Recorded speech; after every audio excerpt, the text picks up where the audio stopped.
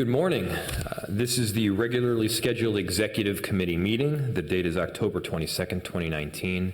My name is Jacob Fry. I'm the chair of this committee, and I'm joined by council members Gordon, Jenkins, and Johnson. Let the record reflect that we do, in fact, have a quorum. We have one item on the agenda for today, which is the appointed position in the Civil Rights Department for labor standards. Do we have a staff presentation on this? Thank you. Come on forward. Mayor Fry and members of the committee, my name is Brenda Miller. I'm the new compensation analyst for the city. With me today to help answer questions are Mike Hebner, who is the comp analyst who wrote the classification report for the position we're about to review, as well as Velma Corbel from the Civil Rights Department, who this position will report to. We're here to request approval from this committee to send the proposed appointed position of the Director of Labor Standards to the City Council for approval. This position will manage the Labor Standards Enforcement Division of Minneapolis Civil Rights Division. The duties include the enforcement of the Minneapolis workforce regulations and ordinances, including sick and safe time, minimum wage, and wage theft. It will also promote understanding of the rights and obligations to residents and employers in the city. The Director of Labor Standards meets the appointed criteria put forth in the Minneapolis Code of Ordinances, Section 20-1010, City Council to establish positions. The job has been assigned 540 points, resulting in a grade 11 of the appointed salary schedule. The resulting salary schedule ranges from 102.1K at Step 1 to 121.1K at Step 8. Please note that this is a revision to the RCA that had been previously submitted. Are there any questions? Thank you, Ms. Miller, and welcome. Thank you. Do we have any questions for staff? Councilmember Johnson. I'm sorry, I might have missed this part, Mr. Chair, but how many people are reporting to this director? Ms. Corbel. Good morning, Mayor Fry and committee members. I'm Velma Corbel. I'm the director in the Department of Civil Rights. Currently, there are 3 full-time equivalent positions reporting into this position, and will be, and we supplement the staffing in that division with urban scholars and interns when we need the additional help. Thank you. And I guess this is more a question for HR than why would this position be a director? Why don't we do like a manager or some step up like that? I might be better able to answer that. I don't want to, Brett is so new.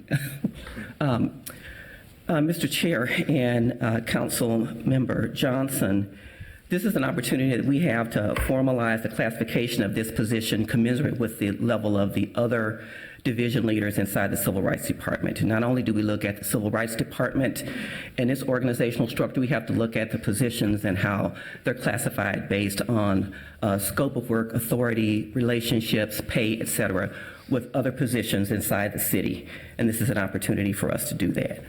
Gotcha. Council Vice President. Thank you, Mayor Fry and Ms. Corbel. Just for clarity, the salary range we're being asked to approve or forward is 102,147 to 121,88. We have 2 different That's the correct salary one. ranges here. That's the correct one, the one you just stated. Okay, thank you. So the 111,488 to 132 is not correct then? That's correct. You're right. That's incorrect. Okay, got it. That's a good catch. So I will, Councilmember Johnson. Yeah, thank you, Mr. Mayor. And I guess just more of a comment on this, and I don't think it's necessarily really something that, it's more just reflective and kind of future thinking on this, but I'm less concerned, or I'm not really concerned about that salary range, because I think that that level of compensation probably is pretty commensurate with the roles and responsibilities in the outside world, but more so just on this idea of 3 individuals reporting to a director and how many directors we have, and thinking from an HR standpoint, if I know it's just a title, right, at the end of the day, but I'm wondering from an HR enterprise-wide standpoint, not civil rights, specifically, but if there's an opportunity around that to evaluate. I think back to the private sector when I was there, you'd have supervisors report to managers, managers report to senior group managers report to directors, directors report to executive directors, executive directors report to a vice president, to a senior vice president, to the CIO. And that's a large enterprise, right? That was Target Corporate, and their IT department was about 3,000 people at the time. But there seemed, and I'm not suggesting we should have that level of a pyramid or hierarchy, but I think it seems like I'm wondering from a standpoint if we can maybe have an opportunity there to have a little less flat, a little more in that title range. Well, I'm Mike Hebner. I'm the classification analyst. And what you're talking about has to do with the size of the department and who the director would be and where positions report. Because of the way the ordinance is written, this position is eligible to be an appointed position because it reports to the director. But if you were to look at If you could talk into the police microphones. department or public works, If you could talk they're into the much microphones. bigger departments. They would have a structure like you were talking about, where they'd have supervisors and managers and whatnot, and their directors. If you could talk into the microphones. And their directors would be at a higher level in a public works department because it's much bigger with 1,000 employees.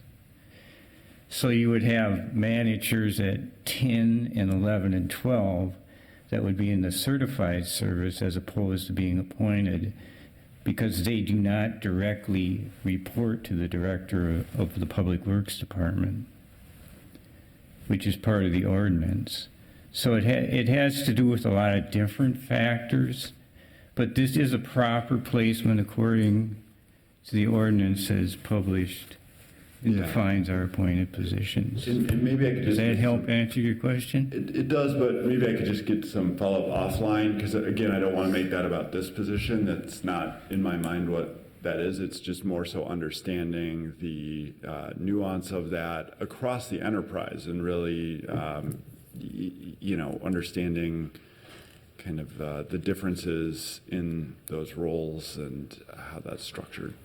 So that would be a good offline one with HR that's not related specifically to civil rights, but enterprise-wide. I'd like to better understand the differences between departments on that, because I know there's even active discussions about that when department heads are thinking about reorgs and things like that, and if some of those positions are classified in one way or another, and so it's something I'd like to better understand. So we should have a meeting outside of this. All right. Thank you.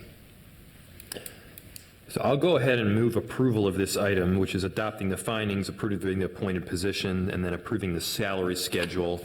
To be clear, the motion will fall under, to Council Vice President's point, between the range of, I believe it's 102 and 121. Okay. Starting at step 1, 102, 147. Any further discussion on that motion? Seeing none, all those in favor, please say aye. Aye. All those opposed say no, and that item passes.